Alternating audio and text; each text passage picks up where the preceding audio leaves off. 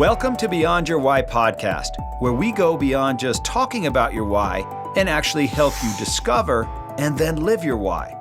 You see, we believe that knowing your why, that driving force behind every decision you make and every action you take, is the essential first step to really knowing yourself.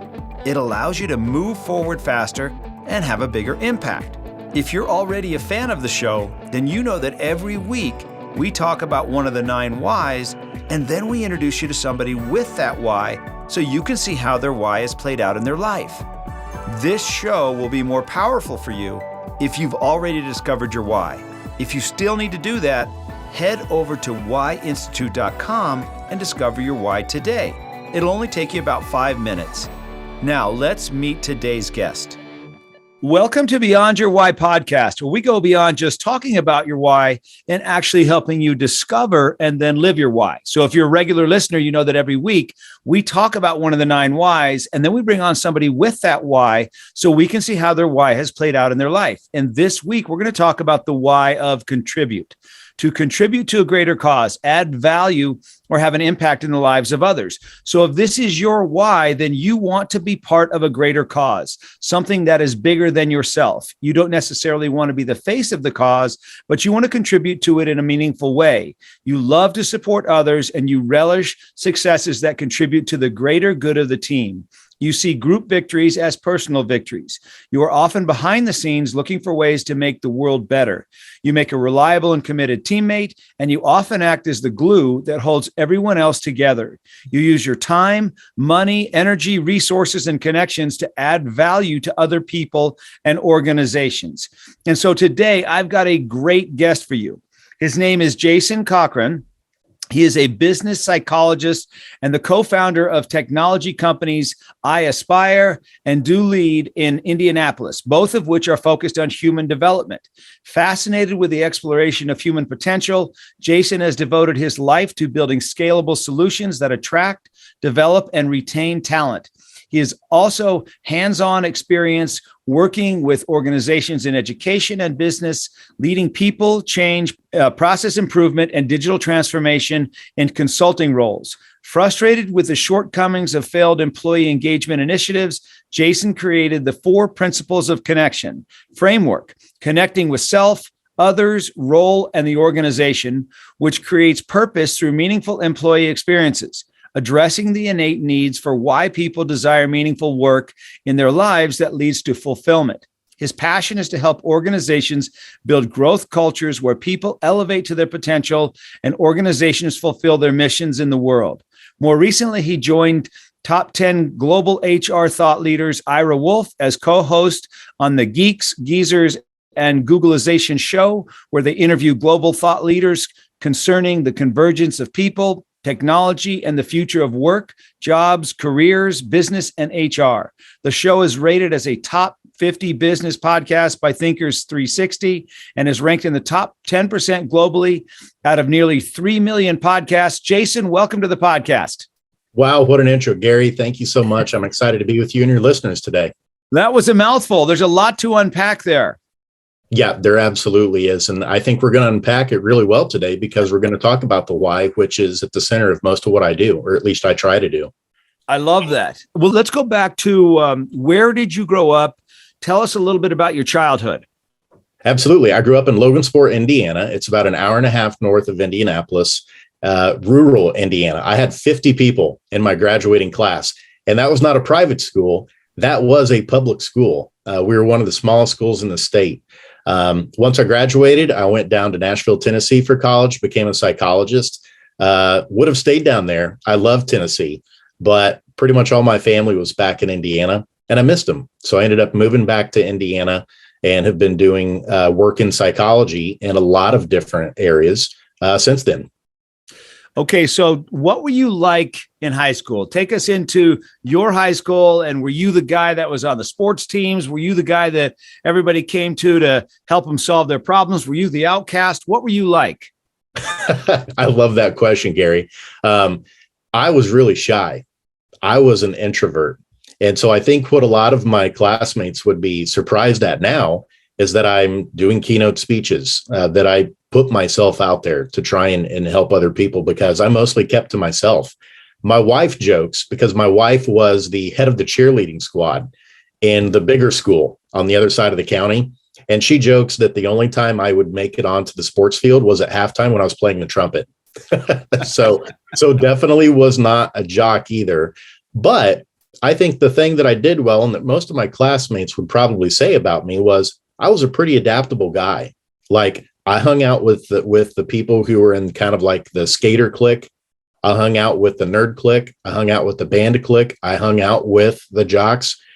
Now, part of that, maybe it is part of my personality, but I think part of it too was it was such a small school that most of those cliques, there were similar people in multiple parts of those groups. And so those are some of the characteristics that I think most people would think about me. And I certainly think about myself was I was pretty adaptable, but I was also very quiet. And the other thing too, that's very different about me now compared to who I was then, back then, I was not competitive. And my parents would say, well, don't you want to be valedictorian? I was like, nope, I'm fine with being in that AB range, being, the 8th to 10th best in terms of academic metrics in the class. Now, if I'm not number one, I'm pushing for number one. That's just how I am. I've got that competitive edge, and it's not to beat other people. It's to be the best that I can be, because I owe it to myself. I owe it to the people that I love, and I owe it to the world to give the best that I can to try and contribute in the ways that make it a better place. So when did you have that shift? When did you suddenly go from the non-competitive to the guy that's like, hey, man, I got to really do this at a high level. I can't just blend in anymore? 2012. And it's funny to throw out a specific year number, but the reason I know that is because that's when I went from just practicing as a psychologist, primarily in educational schools, to actually taking a step forward to become an entrepreneur and helping to start some technology companies. And at that time, the start of the company was iAspire, that I tried to help get up off the ground with my friend Eric Branstetter and fellow co-founder. Entrepreneurship, as you know, I liken it to parenthood in many ways. You love it, but my goodness, the roller coaster of the ups and downs, the number of times you stub your toes, the number of times you think you're losing your mind is crazy. But ultimately what it does, regardless of whether or not your venture is successful or fails, the end result, if you open yourself up to entrepreneurship, to start something that you believe in, it will change you for the better. I guarantee it, if you're open to thinking about it that way. And for me, 2012 was when I took that leap to start iAspire. And that was when I started to notice the shift in my mindset of not settling in life, understanding that there's a lot that I have to contribute and not selling myself short, and making sure that I was doing the things I need to do to make those contributions. Because if I don't, who else will? There's only one of me in the world with the unique skills, gifts, and talents that I have, the way that God made me. And it's my responsibility to understand those and then to use them to make the world a better place for other people. I love that. So why psychology? You went off to college. How did you pick the path of psychology? Happened in 4th grade, actually, through some personal tragedies in my family, unfortunately. In 4th grade, my grandfather took his life. He committed suicide. At the time, I didn't know what depression was, but he was going through it. And so that was my first time of hearing the word suicide, and even understanding or hearing that people would take their own life. And so I wrestled with that as a kid. About a year later, unfortunately, my aunt, who was his daughter, she took her life also. And so early on, I saw those tragedies happen, and I started asking my parents a lot of questions around, well, I didn't know this type of thing would happen. Why is it happening to people I love in our family? So by the time I got to high school, I was like, you know what? I want to take classes in psychology. I want to understand behavior. I want to understand thinking. I want to understand mindsets and emotion. I didn't know what I wanted to do with it, but I was curious about it and I wanted to learn more. And so then whenever I went to college, I knew that's what I wanted to be, was a psychologist. And that it was going to be the way that I was going to try and make a great contribution in the world to try and help other people. Now, after that, what ended up happening was a pretty circuitous path. I started in educational psychology, working in schools to create healthy school cultures. Now, what I do is I work with businesses, applying the same types of principles and systems that we put in place and processes. But now it's on the business side of things to make sure that the employee experience are the drivers that you're focusing on to have the type of culture you need to have as an organization.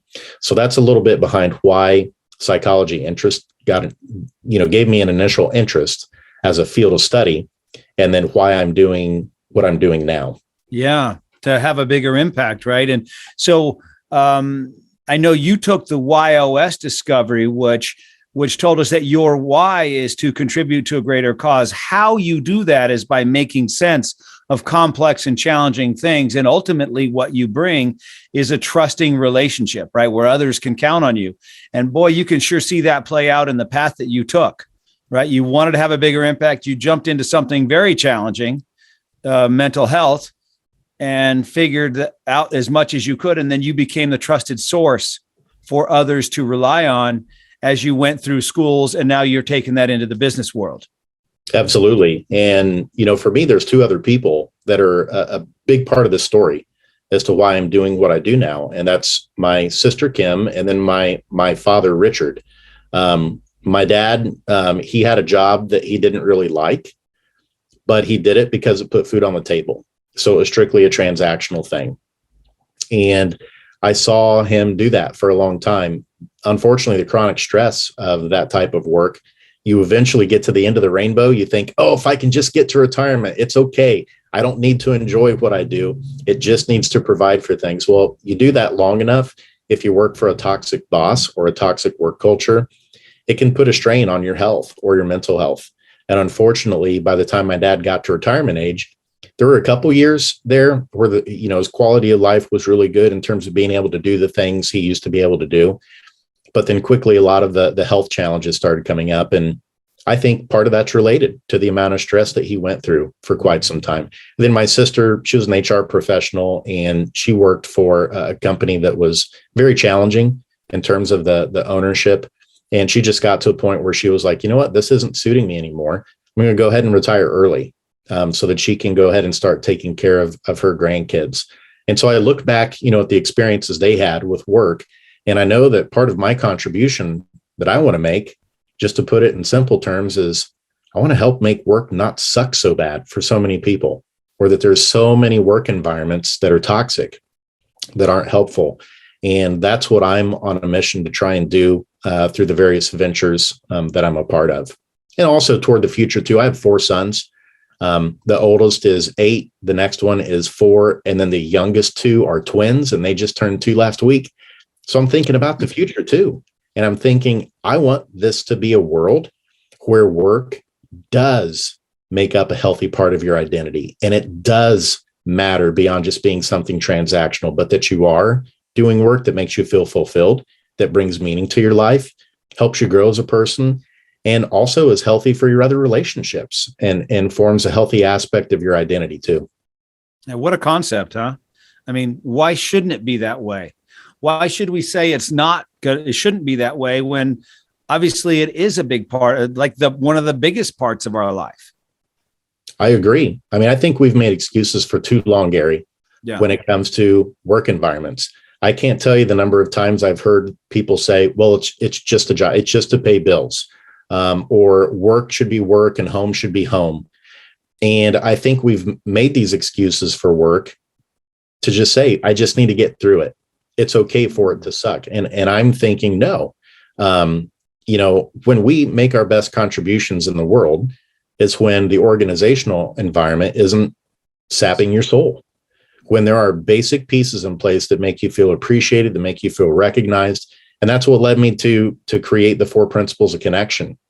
Was I was frustrated with what I saw organizations were trying to do, because employee engagement levels haven't moved for over 30 years. And a big part of that is because organizations were looking at it as, what can we do for our people in order to squeeze more out of them? And instead, that needs to be flipped on its head. What do we need to provide for our people? Think Maslow's hierarchy of needs. that makes them feel safe, secure, gives them the resources that they need so that they can do some incredible work and deliver value for internal and external stakeholders. And so for me, I like to solve complex problems. To me, I think we've overcomplicated a lot of people strategy. And the 4 principles of connection is all about, if we're creating experiences for employees where it helps them better connect with themselves, connect with others, connect with a role that fits their strengths, and then help them connect to the mothership, the organization, at a high level, then you're not only providing value to your employees, you're also providing value to your external stakeholders as well, because now you're not churning and burning your talent.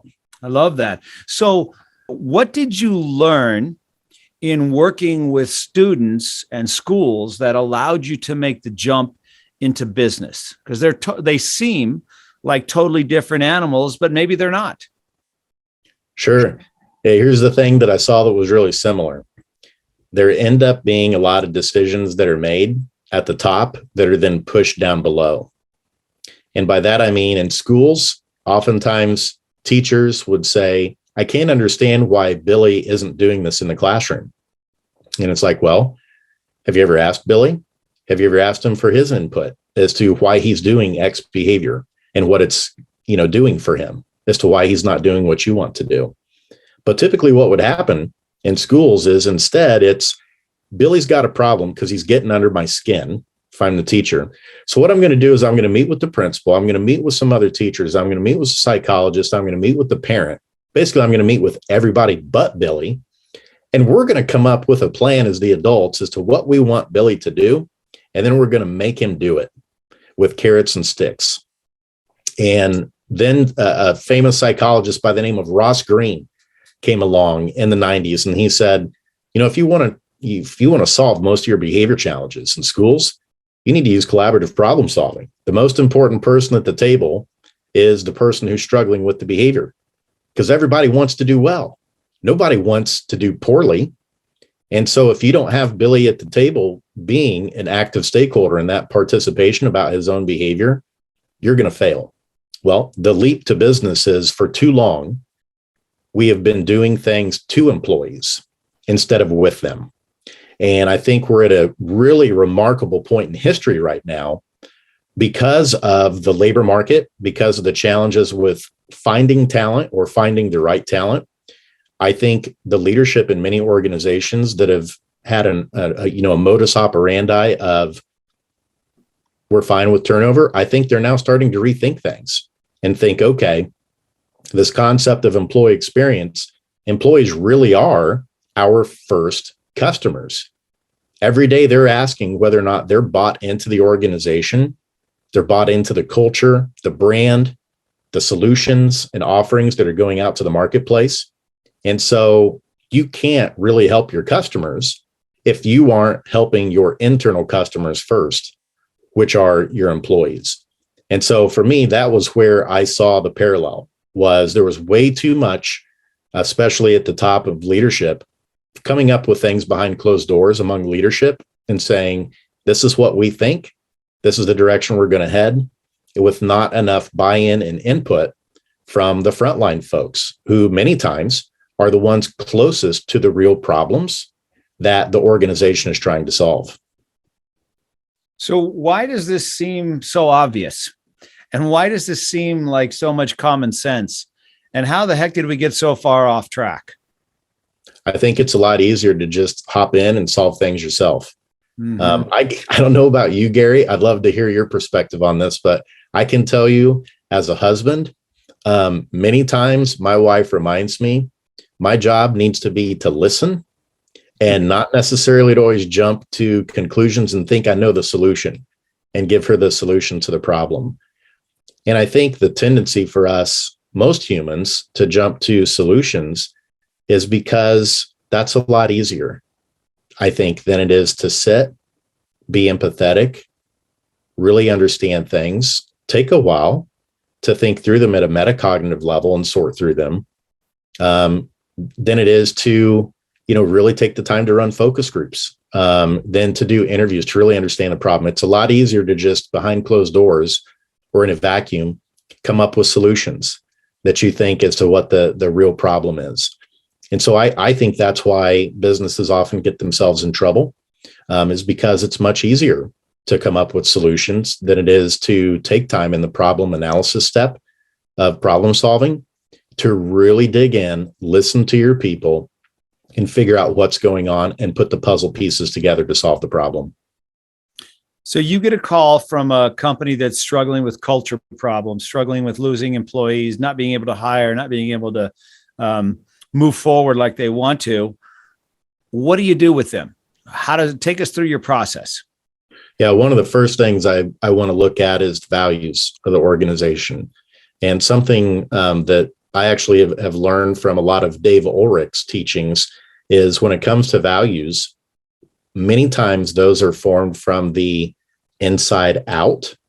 In other words, this is who we want to be. But you also need to have this aspect of values and who you are as a company need to come from the outside in. That means you need to interview your customers whom you're trying to impact and serve and the value you're trying to deliver for them. Because if you're only coming up with values internally, then you're missing a big piece of what drives your business forward, which is ultimately delivering value for your customers and those stakeholders. And so for me, I always want to take a look at the values first. If they're written in really flowery language, but it's not clear to me how I, as an employee, what I would need to do behaviorally in terms of my behaviors to live out integrity at Acme Corporation, that's where we need to start first, I think. There needs to be an understood set codification of values written in behavioral terms so that people know what success looks like. And I've found that is pretty much the first step with any organization I've partnered with in getting some clarity around is the values actually being behavior that people understand, as opposed to flowery language that's on a poster. Okay, so two things there. Go ahead. Can you define values for us? And then secondly, give us an example of what you're talking about. Sure, absolutely. So values basically are those, there's sets of principles that are important for people to live out. And so, for example, I listed one of integrity. And so a behavioral indicator that I like to say of integrity, one of those could be, do you follow through on what you said you're going to do? So if you made a promise to another employee, you made a promise to your boss, you made a promise to a customer, did you follow through on delivering on what you said you were going to deliver? That to me are the nitty-gritty details of taking something from saying, okay, we have this concept of integrity and saying, you know what, we're going to move it down a level to a description and say, integrity for us at Acme Corporation means you need to follow through on what you promised to a customer, to another employee, to another staff member, or your boss here at the organization. Because at the end of the day, people can only remember so many things. And what I have found is the more that you really drill down and you don't have any more than about 3, maybe 4 values in your organization, then most people are going to be able to remember those, especially if there's spaced repetition and those things are being practiced and rehearsed and also reinforced and celebrated. People need to be nominated and recognized whenever they're living out those values. When those things are modeled and you consistently reinforce those, that's when people go from having an intellectual understanding of what integrity means at Acme Corp to, I know behaviorally, this is the thing that I need to do when I'm in this situation and there's tension. I know what I need to do behaviorally because I know that integrity means I need to follow through on what I promised I would do for that other person. Yeah. So what I think I'm hearing you say is companies need to have their values maybe the way they currently have them, but then have them defined in behavioral terms so that people know what it actually means. Like, what does this mean? Yeah, you said integrity. I get it. And everybody's got integrity written down somewhere. But what do you mean by that here at Acme? That's exactly right, Gary. Yeah. At the end of the day, one of the things I've learned from some communication experts is as many of us would like to think we're really good at communication, we aren't very good at it, at least in terms of communicating the other person leaving, feeling like they have clarity around what they're supposed to do. So we may feel like internally, hey, I did a really good job of telling that person what's expected and what needs to be done.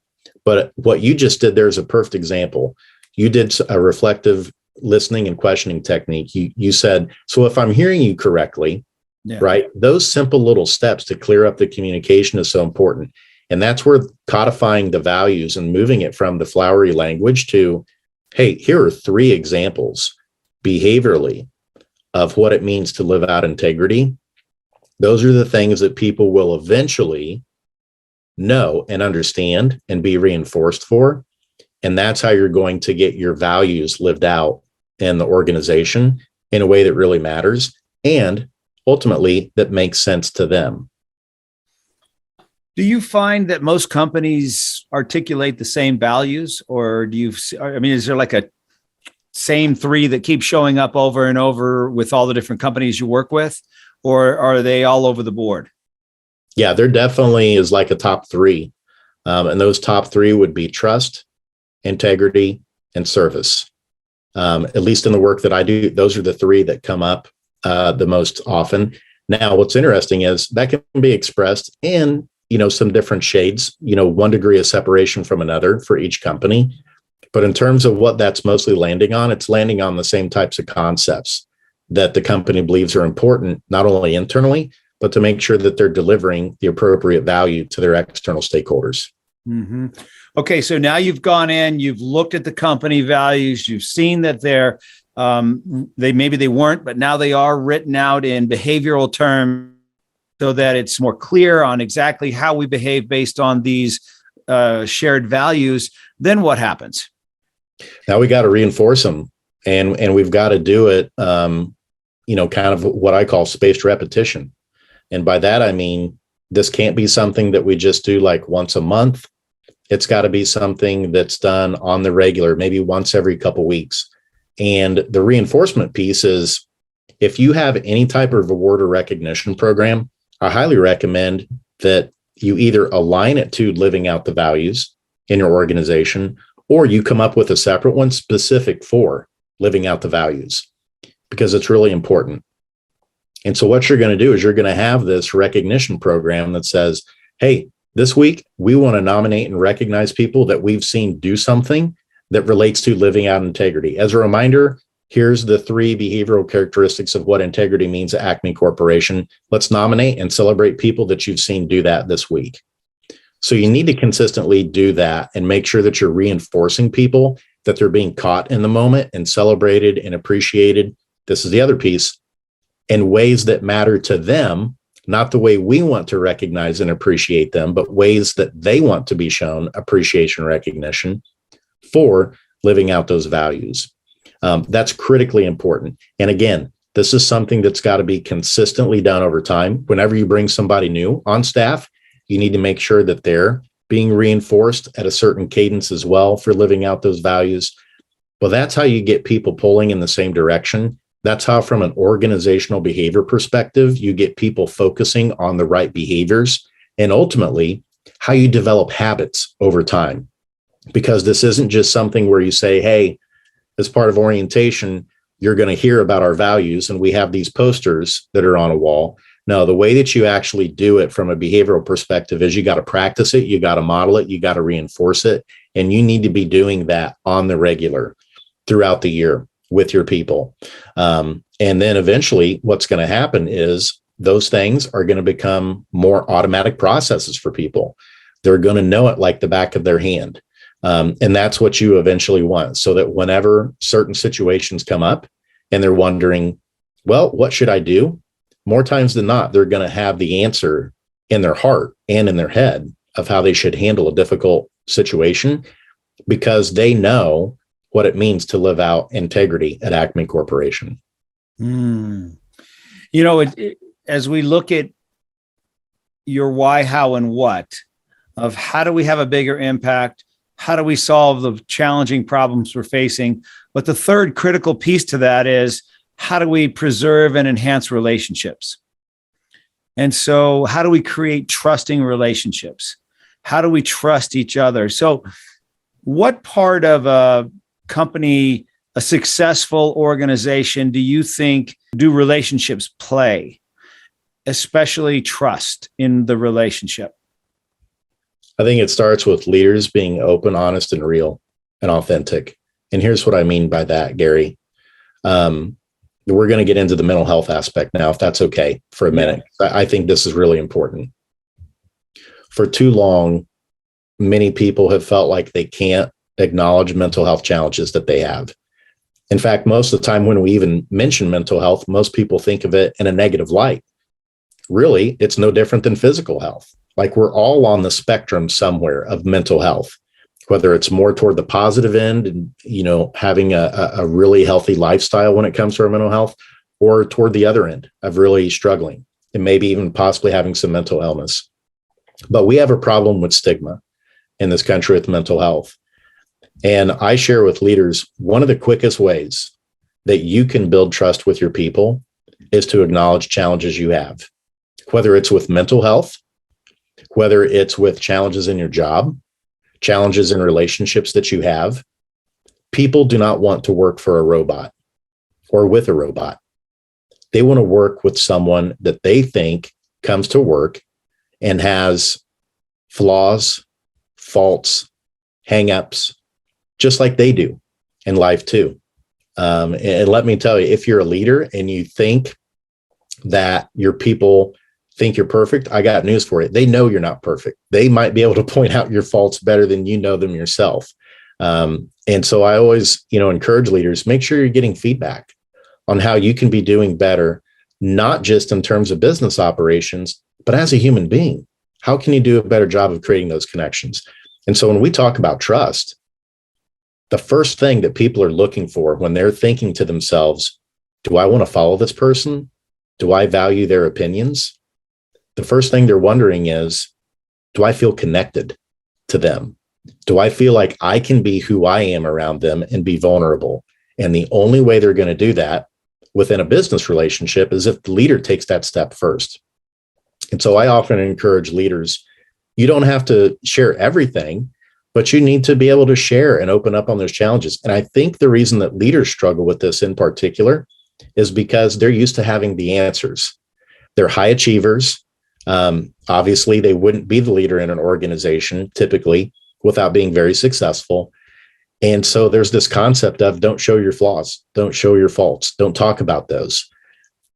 But I think it's very important when you're trying to build a culture of trust with your people, where they are going to feel like they're respected, they're heard, they're seen for who they are.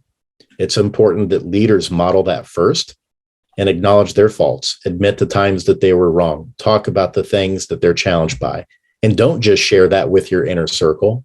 You need to share that with everyone to build a connection with everyone, because that's what they want to do, is connect with you at a high level. And so when we talk about building trust in an organization, yes, it's important to define what trust is, but what's just as equally important is those behaviors we say that show how we're being successful at living out trust. Leaders have got to live that out. And one of those things is by being open and honest and moving beyond certain stigmas that leaders often have of thinking, I can't share my faults. I can't share the things that I'm struggling with. Yes, you can. Your people want you and expect you to do that. And that's how you build trust. Mm-hmm. So what do you say to the leader? Because I've heard this a lot lately. I've heard leaders of organizations say things like, I've tried all this connecting and being vulnerable stuff, and all it's got me is a lot of extra stuff I got to deal with. But all I really want is someone to get the job done.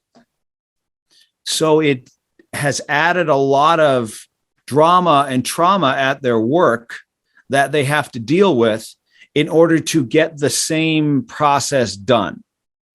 And I've heard this over and over lately by people who've tried the EQ and all this other stuff and said, man, that all sounds great on paper, but I just want this moved from here to here. I don't want to know all that other stuff. I just want something done.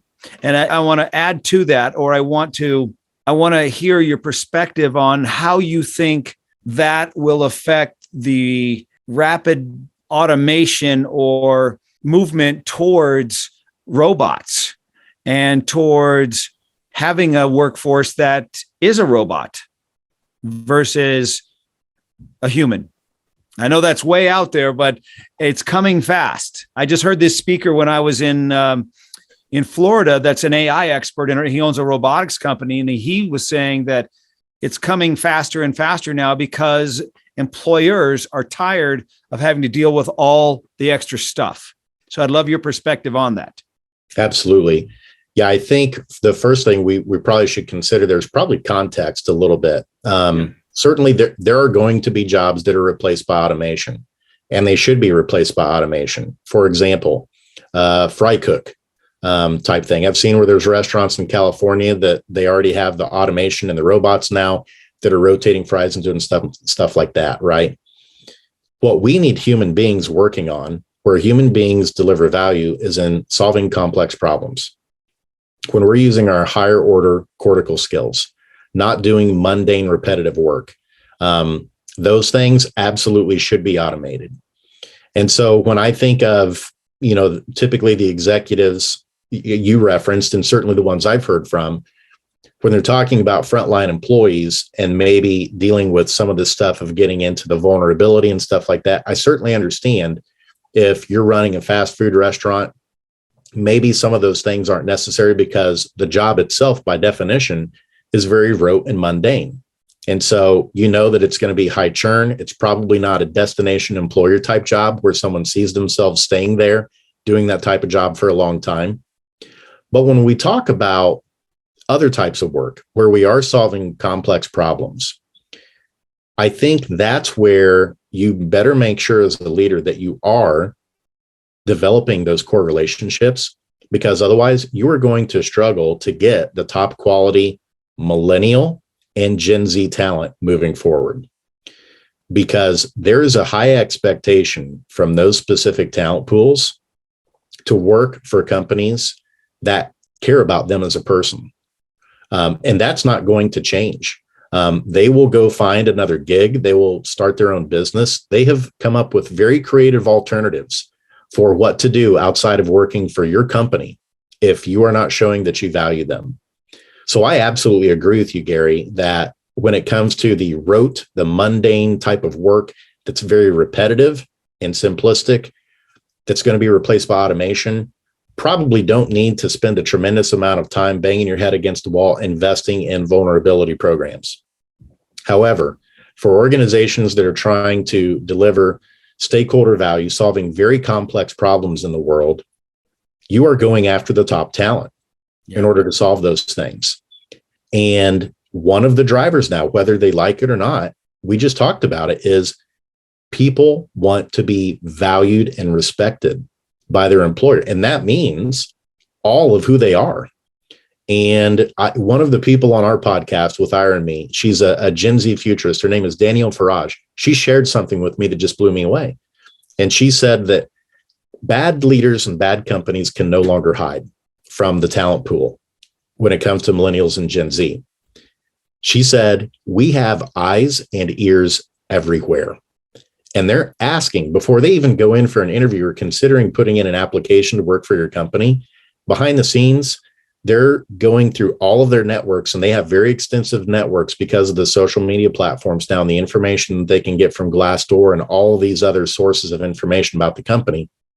They're doing their homework before they come in to really understand who the leadership is and what the company is. Beyond what's posted on the website, they're doing the nitty-gritty of reaching out sometimes to some of the employees that work inside the organization and ask, what's it really like to work there? And so this is the way that the talent market is going to be. You must actually follow through on the employer brand. And so if you think some of this stuff is fluffy and kumbaya, I get it. But here's the thing. I don't think you're going to have any fingers of blame to point at anybody else if you're struggling to get the talent when it comes to millennials and Gen Zs. because these are the type of workplaces they demand now. And this is why we're seeing a rise in certified B Corps, why we're seeing a rise in ESG, why many of the companies that are focusing on those kind of concepts are outperforming other companies that are focused on traditional capitalism concepts in the S&P 500.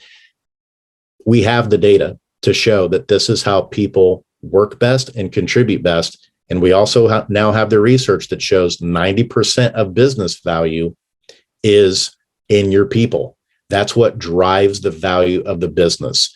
And so if you aren't making sure that you have the right practices and supports and strategies in place for people and what they also expect from their employer, then you run the risk of not having anybody left to boss around and tell them to just do their job anymore. Love it. Love where you're going. So last question for you.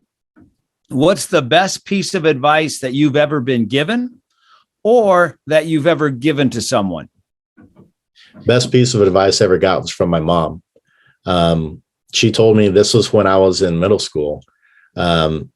She said, there's going to be a lot of people you love in your life, but you have no business being around. And boy, has that been true, Gary. And I don't know if you resonate with that or if your listeners do, but there have been so many people I've cared about and have had some amazing experiences with. But in the end, if I'm trying to live out my why and I'm trying to stay true to that, it's meant sometimes ending certain relationships or friendships. And that has been one of the best pieces of advice that I ever got was from my mom. I love that.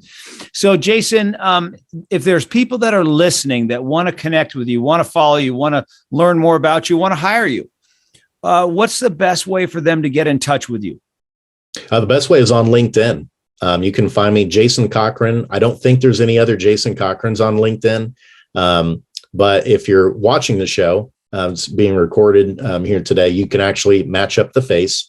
But I'm also the co-founder of Dulead and iAspire, so you'd be able to see in the profile that that's the right person. So definitely LinkedIn to connect with me. You also can check out the companies.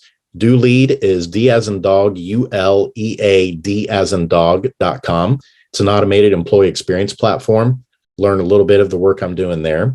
And then also the other company is iAspire, which is used in education to help support and nurture healthy cultures. And so you can go to iAspireapp.com to learn about the work we're doing there as well. And then you also have a very popular podcast. That's right. Absolutely. With Ira Wolf. The name of the show is the Geeks, Geezers, and Googleization Show. We bring on experts like yourself, Gary. I think you're going to be coming on with us here in a few weeks or months. And we talk about the future of work and adaptability and what it's going to take to thrive in this never normal world, not just simply survive. On LinkedIn, and you can also go to geeksgeezersgoogleization.com to check out the website for the show too. Great. Thank you so much for taking the time to be here today. Totally love what you're doing and want to support what you guys are up to. So thanks again for being here. It was an honor, Gary. Thanks for having me on. And thank you to the listeners for listening. So now it's time for our segment on Guess Their Why. And for this segment, we pick somebody famous or somebody that's new to the news and try to figure out what we think their why is. And so this week, I want to use Justin Thomas, the golfer. So Justin just won the PGA championships last weekend, and he overcame he had the largest comeback in the history of the PGA championships. I think he tied it. He was 8 strokes back at one point and then came all the way back and won it in a 3-hole playoff. And so if you know who he is and you've seen his picture and you've seen how he interacts with his family, seen how he interacts with his friends, I think you'll find what I believe is that his why is to contribute to a greater cause, add value, have an impact in the lives of others. And I'm just basing this on how I've seen him interact with Tiger Woods, how Tiger Woods was his idol, and then he got to meet him, and now he's one of his best friends, and the way that he shows up for his buddies when they're winning, he's right there with them. When they win, he's there at the last hole to congratulate them. And you can just see that he's a guy that wants to contribute to other people's success. And so I believe that his why is to contribute to a greater cause. So thank you so much for listening. If you've not yet discovered your why, you can do so at whyinstitute.com with the code podcast50. You can do it at half price. If you love the Beyond Your Why podcast, please don't forget to subscribe below and leave us a review or rating on whatever platform you're using so we can bring the why and the YOS to 1 billion people in the next 5 years. Thank you so much for listening, and I will see you next week. I really hope you enjoyed today's episode and that through today's guest, you heard how important it is to know your why and how impactful it can be in your life and the lives of those around you. Be sure to head over to whyinstitute.com and discover your why today. Remember, the more you know about yourself, the more you'll know about others. I'm Dr. Gary Sanchez, and I'll see you on the next episode.